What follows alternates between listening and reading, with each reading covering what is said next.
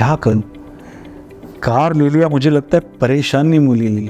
पहला साल ख़त्म होने और इतने कॉल्स आ रहे हैं मुझसे, इंश्योरेंस ले लो, ये ले लो, वो लो। मेरे को समझ में नहीं आता है क्या करूं, बहुत कंफ्यूज हूँ मैं। हाय नमस्कार, मेरा नाम है सचिन और आई एम श्योर आपके अगर फर्स्ट या सेकंड ईयर आपकी कार ओनरशिप की ख़त्म हुई तो आपको ऐसे फ़ोन कॉल्स बहुत आते होंगे। आपको you must be bombard by calls.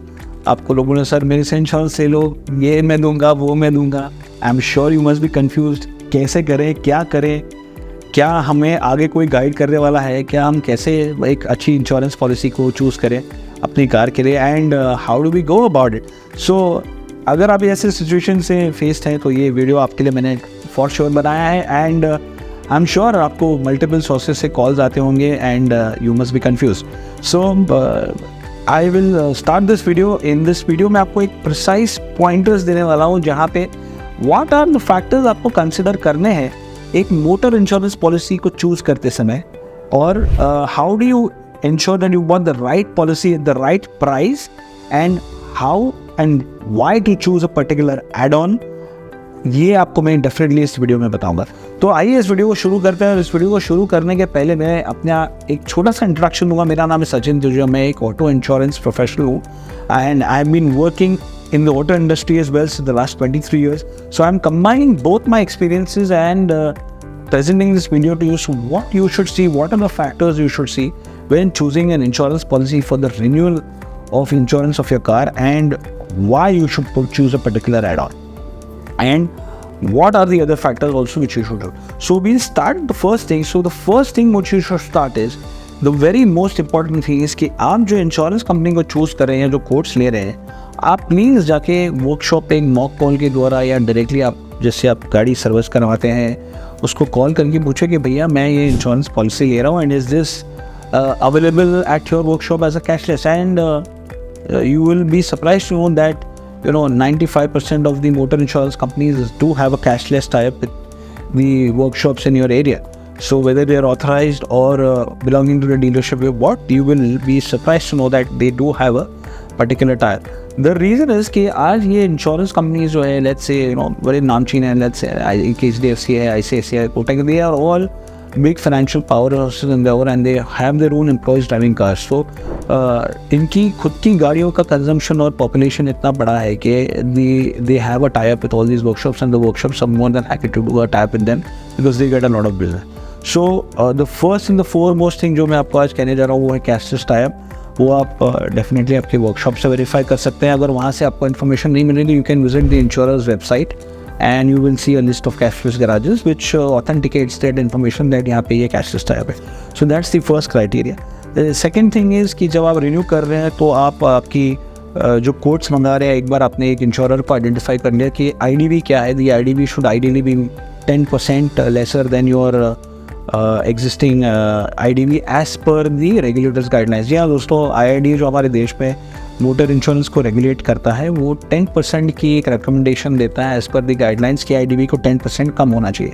यहाँ पे आपको मैं एक बहुत ही इंपॉर्टेंट चीज़ बताना चाहूँगा कि जो IDV आप सिलेक्ट कर रहे हैं, आप प्लीज़ उसको बढ़ाने की कोशिश अगर ना करें तो अच्छा है, बिकॉज आप कितना भी IDV बढ़ा लीजिए, आपकी IDV जब फैक्टर इन होगी और प्ले में आएगी वो जब होगा कि जब आपकी गाड़ी टोटल लॉस या चोरी होगी।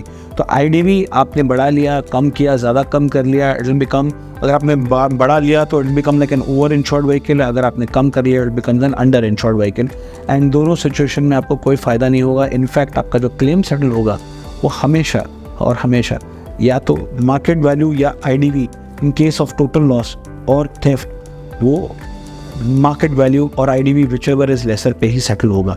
ये आपके पॉलिसी में लिखा हुआ है। सो IDV एक फैक्टर है, आपको ध्यान से देना है कि कोई आपको ज़्यादा ही लो कोट दे रहा है तो वहाँ पे IDV तो नहीं गिरा रहा है, जिससे आपको आगे चल के नुकसान हो सकता है अगर गाड़ी चोरी या टोटल हो जाए। तो आपने IDV देख लिया, आपने कैशलेस गैराजेस देख लीजिए।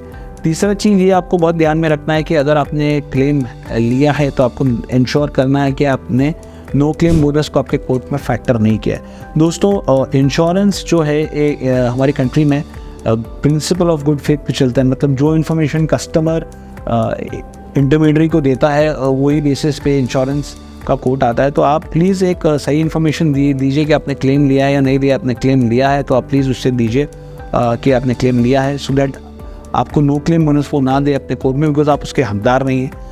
अगर ऐसा होता है कि आपने क्लेम लिया है फिर भी आपको नो क्लेम बोनस मिलता है, तो आगे चल के ये पर्टिकुलर आपकी पॉलिसी रिन्यू होने के बाद जो भी फ्यूचर में क्लेम्स आते हैं वो डिनाई हो सकते हैं on the grounds of no claim bonus recovery.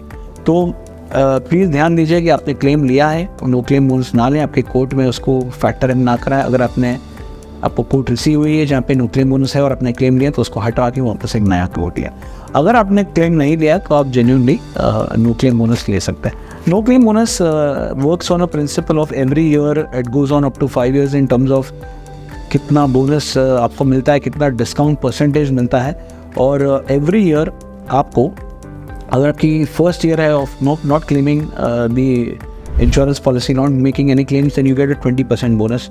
Second year में वो 25 होता है, थर्ड सब्सिक्वेंट ईयर वो 35 होता है, फोर्थ ईयर में वो 45% हो जाता है और फिफ्थ ईयर में वो 50% हो जाता है। फिर 5 साल आपने लगातार क्लेम नहीं किया तो 50% पे आके वो बोनस रुक जाएगा और उसके बाद एवरी ईयर आप क्लेम नहीं करेंगे तो भी वो 50% पे ही रहेगा। So this was just to explain to you how the no claim bonus also works. तो ये आपको देखना है। एंड द फोर्थ थिंग आपको जो देखना है कि आपकी पॉलिसी में अगर थर्ड पार्टी में रिन्यू हो रही है along with the own damage section, तो आपकी पॉलिसी में personal accident cover for owner driver है या नहीं है। Because as per the regulator आज PA कवर यानी कि personal accident cover to owner driver is mandatory. तो ये होना बहुत ज़रूरी है, नहीं तो इसके बगैर क्लेम्स अटक सकते हैं।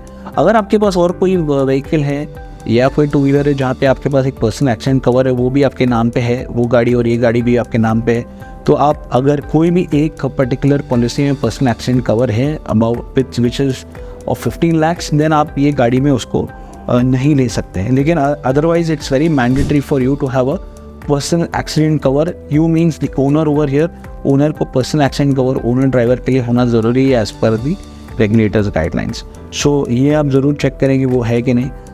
इसके बाद द नेक्स्ट पॉइंट इज़ के कोई भी तरीके का पैसेंजर कवर आपको चाहिए। आप एक ड्राइवर को एम्प्लॉय कर रहे हैं, उसको सैलरी देने, तो उसकी लीगल लाइबिलिटी को आपको कवर करना है, क्योंकि कल उठ के अगर भगवान न करे कोई एक्सीडेंट हो जाए और ड्राइवर को कुछ हो जाता है तो आप पे वो लाइबिलिटी ना आया है, तो आप वो ड्राइवर की लाइबिलिटी को भी कवर कर सकते हैं। तो वो चेक करिए। आपको पैसेंजर्स को एक्सीडेंट कवर लेना है तो वो चेक करिए है कि नहीं। ये चीज़ों का प्रीमियम बहुत कम है पर कवर आप बहुत बड़ा ले सकते हैं। फॉर एग्जांपल एक ड्राइवर की लाइबिलिटी का प्रीमियम, पेड ड्राइवर जो है अपनी सैलरी पे उसका 50 रुपीज़ होता है, और पैसेंजर्स का फॉर एवरी 50,000 25 रुपीज़ का कवर आपको प्रीमियम आपको देना होता है। So depending on your seating capacity of your vehicle आप आपके पैसेंजर्स का प्रीमियम भर सकते हैं। And depending on the sum insure आपको कितना चाहिए पैसेंजर के लिए for a personal accident cover for the passengers. And generally passengers ये कवर को कहा जाता है personal accident cover for unnamed passengers. तो you can accordingly decide. So this you can factor in the code अगर आप थर्ड पार्टी को भी रिन्यू कर रहे हैं। And then comes the add-ons part. So add-ons आपने मेरे दूसरे वीडियोस देखे होंगे एड-ऑन्स में जो मैंने बनाए हैं, और आपको जो भी एड-ऑन्स ज़रूरी लगते हैं आपके इंडिविजुअल सिचुएशन के हिसाब से वो लिए हैं या नहीं लिए हैं। और आज मैं आपको बता दूं कि ज़ीरो डेप्रिसिएशन एक ऐसा एड-ऑन है, इस वीडियो में आपको बता रहा हूँ कि आपको डेफिनेटली लेना चाहिए, because it gives you a complete cover. It covers the entire car except for the tyres and the battery, जहाँ पे आपको डेप्रिसिएशन क्लॉज एप्लीकेबल नहीं होता। तो रबर, फाइबर, नायलॉन और प्लास्टिक पार्ट्स को ज़ीरो डेप्रिसिएशन कवर करता है। And you should definitely take it just for knowledge. Zero depreciation ऐसा नहीं है कि 5 years तक के एजिंग ऑफ द व्हीकल तक ही मिलता है। You can even get it up to 10 years. If you like to know more, you can connect with me on the below number. But you should definitely take zero depreciation because it saves you a lot of money from your out-of-pocket expenses during an accident. So add-ons आप देख लीजिए कि zero depreciation को मैंने example दिया। There are many other add-ons such as engine consumables, key cover, return to invoice, tire cover and no claim bonus protect. So ये add-ons आपको ज़रूरी लगते हैं कि नहीं, ये आप डेफिनेटली चेक करिए। अगर आपको ज़रूरी लग रहे हैं आप प्लीज़ इन्हें लें, और अगर आपको नहीं लगते you can avoid them. And I hope that specially with regard to the add on of return to invoice, अगर आप हाईवे पे गाड़ी चला रहे हैं आप ज़रूर ये एड ऑन लें। और if your car is just 1 or 2 years old, you should take this if you're driving more on the highways, because on the highway the probability of an accident is high, because वहाँ पे गाड़ियों का population highways पे थोड़ा सा कम रहता है, speed ज़्यादा रहता है. So this will really help you a lot in reducing losses in case of a major accident. So I hope मैंने आपको समझाया what are the main points आपको देखना चाहिए. End of course one last bonus point मैं आपको ये video में क्लोज करने के पहले देना चाहूँगा कि take quotes of multiple insurance, and reputed insurance, and also see in your zero depreciation हम ले रहे हैं कि what are how many number of claims are you're getting, like there'll be certain companies जो आपको 2 claims ही देंगे zero deb, and there'll be certain companies which will give you unlimited claims. Of course वो companies का premium higher होगा. However, in case you feel you can meet with an accident more than 2 number of times, which accident तो कहा नहीं जा सकता, so it's always better and always advisable to take a policy where you have more than 2 claims in the zero deb part. Another thing which you should also see is cashless tie-up होने के बाद are the labor rates of the workshops agreed between the insurer and the